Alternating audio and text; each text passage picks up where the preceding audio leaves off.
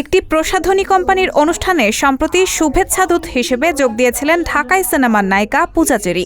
সেদিন দেখা যায় কড়া রূপসজ্জায় পূজার চেহারাতে বেশ পরিবর্তন।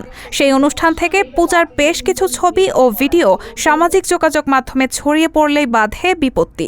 এরপর তাকে নিয়ে শুরু হয় নতুন চর্চা। মেকআপের কারণে চেহারার পরিবর্তন আসায় নেটিজেনরা মনে করছেন প্লাস্টিক সার্জারি করেছেন পূজা চেরি। সামাজিক মাধ্যম জুড়ে এমন জল্পনা চাউর হয়েছে। এছাড়াও ফেসবুকে শেয়ার করা নায়িকার নতুন মেকআপের ছবি দেখে মন্তব্যের ঘরেও একই দাবি করেন নেটিজেনরা।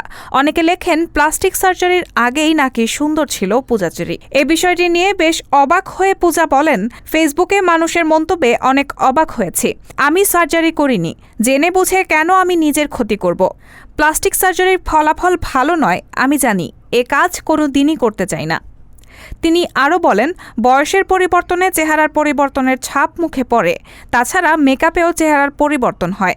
ওই দিন অনুষ্ঠানে আমি কিছুটা ভিন্ন মেকআপ করেছিলাম, ফলে ছবিতে আমার বয়সের পরিবর্তন লেগেছে, আর তাতেই এত সব কাহিনী। রাহানা মুন, সবার কথা।